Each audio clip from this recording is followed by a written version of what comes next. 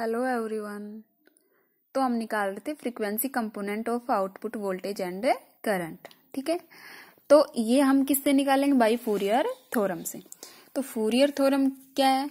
I equal to a naught summation a n cos n omega t, और limit हमारी n tends to 1 to infinity.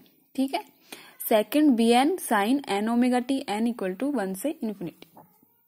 Okay, अब इसमें जो a naught a n और b n क्या क्या थे?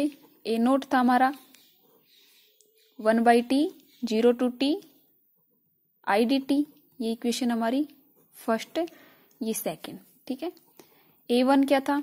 2/t 0 to T I cos n omega t d t, ये इक्वेशन हमारी 3। ए एन है ये भाई, और बी एन क्या है हमारा? 2/t 0 to T I sine n omega t d t, ये इक्वेशन हमारी 4th है। अब हम इसको सोल्व करते आगे आई की वैल्यू पुट करके। ठीक है, अब हमें पता है जो हाफ वेव रेक्टिफायर के लिए आई इक्वल टू क्या होता है? आई एम साइन ओमेगा टी। लेकिन ये कहां से कहां तक होता है? 0 से टी से t/2। ठीक है, जो वैल्यू t/2 से कम है, ये हमने पीछे बहुत बार कर चुके और समझा भी दिया था ये कैसे। और सेकंड जो साइकिल होता है उसके लिए हमारी आई 0 आती है, ये t/2 से t का t तक वैल्यू के लिए। ठीक है, कुछ इस प्रकार आती है। सेकंड जो साइकिल है उसके लिए 0 आती है, फिर हमारी ये आती है और फिर 0 आती है, कुछ इस प्रकार आती है। ठीक है, तो ये हमारे पास रीजन है कि I equal to I m sine omega t, ये रीजन के लिए, और ये I इक्वल टू 0 इस रीजन के लिए। ठीक है, तो अब हम ए नोट ए एन और बी एन की वैल्यू निकालते हैं। तो सबसे पहले ए नोट के लिए देखें तो 1/t, इसकी लिमिट को हम टुकड़ों में करते हैं। 0 से t/2 के लिए आई डी टी, प्लस t/2 से t के लिए आई डी टी। अब की बार मैं थोड़ा विस्तार से कर रही हूँ, अगले बार मैं डायरेक्ट पुट करूंगी 0 से t/2, क्योंकि इसके लिए हमें वैल्यू मिलती है, इसके लिए तो 0 होती है, क्योंकि i की वैल्यू 0 है इसके लिए हमें वैल्यू मिलेगी जो लिमिट है 0 से t/2 के लिए। तो 1/t 0 से t/2 के लिए i कितनी है? आई एम साइन ओमेगा टी। ठीक है, अब इसका हम इंटीग्रेशन करते हैं। तो इंटीग्रेशन करेंगे तो 1/t 0 से t/2 ये dt है, और आई एम कॉन्स्टेंट है, इसको बाहर ले लेंगे। साइन ओमेगा टी का इंटीग्रेशन करेंगे तो एक बार लिख लेते हैं नेक्स्ट में, sine omega t d t. Sine omega t इसका integration cos minus cos omega t, और ओमेगा का करेंगे तो अपॉन में ओमेगा आ जाएगा, ओमेगा टी का करेंगे तो फिर क्या आएगा? I am by T minus cos omega T by omega. Integration सबको करना आता है। ठीक है, t/2।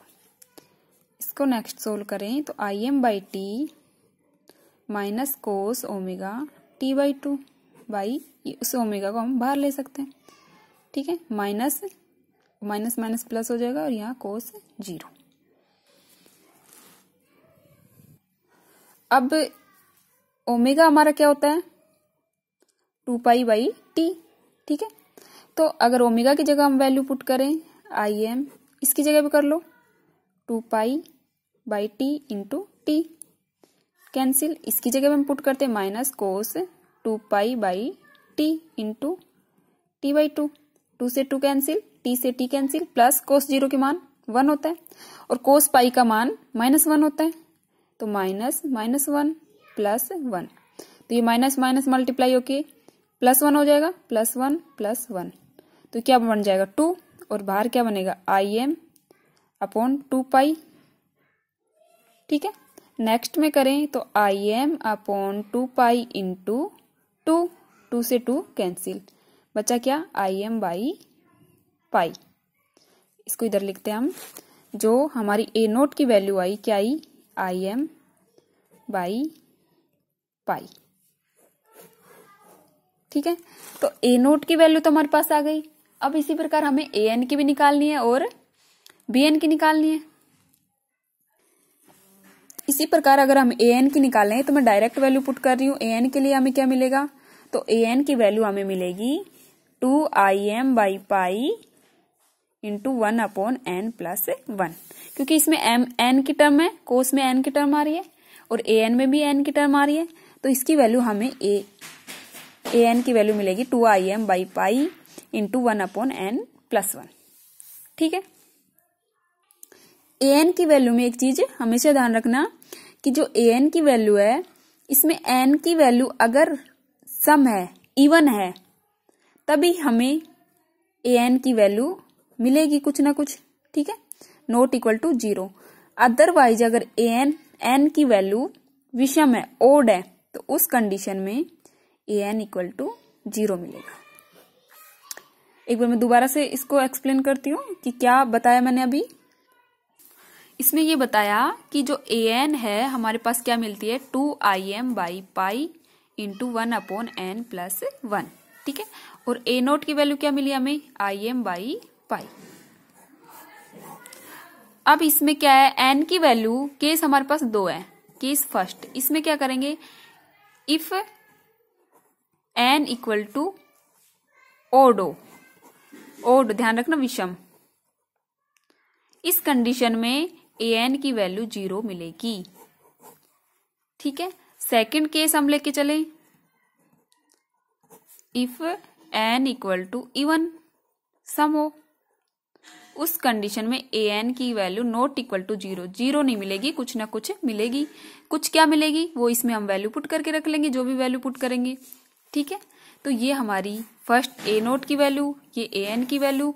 थर्ड अगर हम देखें तो बी एन की वैल्यू क्या आएगी, तो बी एन की वैल्यू हमारे पास मिलती है, आप सोल्व करके देख लेना। ठीक है, im/2 जब n इक्वल टू 1 हो।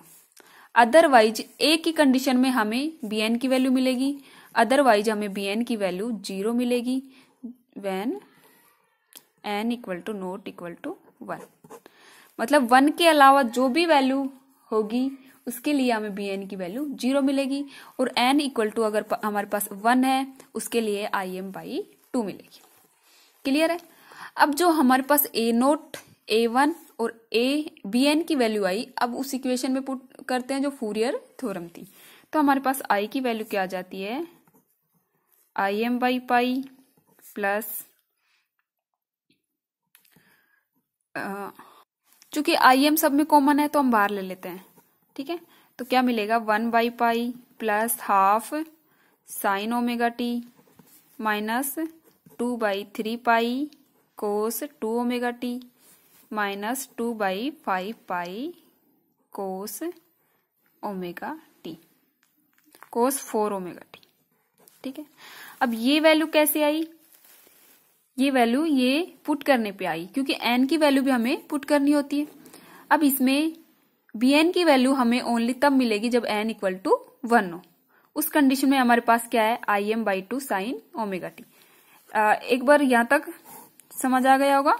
ये इक्वेशन कैसे आई ये हम कल की क्लास में करते हैं, बाकी चलो आज ही बताते हैं। देखो बी एन की वैल्यू क्या है, वो हमारे पास इक्वेशन क्या थी, I a naught plus summation n equal to 1 to infinity a n cos n omega t plus summation n equal to 1 to infinity b n sine n omega t. ठीक है, इस condition में क्या है, b n की value n equal to 1 होगा तो ही हमें बी एन की वैल्यू मिलेगी, अदरवाइज 0 होगी, अदरवाइज इसका कोई महत्व नहीं होगा।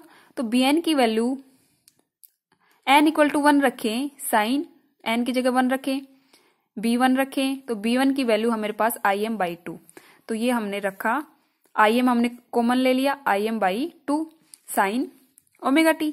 ये टर्म भी खत्म, ये टर्म भी खत्म, इसकी तो होली बस a की वैल्यू आएगी इसके लिए। अब इसके लिए n बराबर जो इवन होगा उसके लिए बहुत सारी वैल्यू मिलेंगी, ओड के लिए ही तो 0 है, इवन के लिए तो नॉट इक्वल टू 0 है।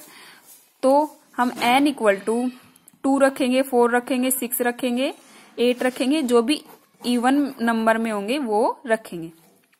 ठीक है, तो इवन नंबर के लिए हमने यहाँ क्या रखा, n इक्वल टू 2 रख लो, तो 2 रखा, तो यहां से 2 से 2 कैंसिल, im/π आया, तो im/π और कोस टू ओमेगा टी, सॉरी 2 रखा, n इक्वल टू 2 रखा तो नीचे तो 3 पाई आ गया, नीचे तो 3 पाई आ गया, ऊपर क्या है 2 है, im बाहर है ही, और साथ में n इक्वल टू 2 रखा तो कोस 2 ओमेगा टी। 4 रखेंगे आगे, यहां अगर 4 रखा तो नीचे तो 5 पाई, नीचे तो 5 पाई, और ऊपर हमारा 2im और कोस 4 omega t, cos 4 omega T, मतलब an की वैल्यू तो यहां से रखेंगे और ये कोस 4 ओमेगा टी हो जाएगा। क्लियर? तो इस प्रकार हमारी im की वैल्यू। फिर भी किसी को दिक्कत आ रही हो ये इक्वेशन, लास्ट इक्वेशन लिखने में, तो एक बार पूछ लेना, ठीक है? बाकी कल अगर देखेंगे किसी को समझ नहीं आया होगा तो रिकैप कर लेंगे एक बार। Okay, bye bye.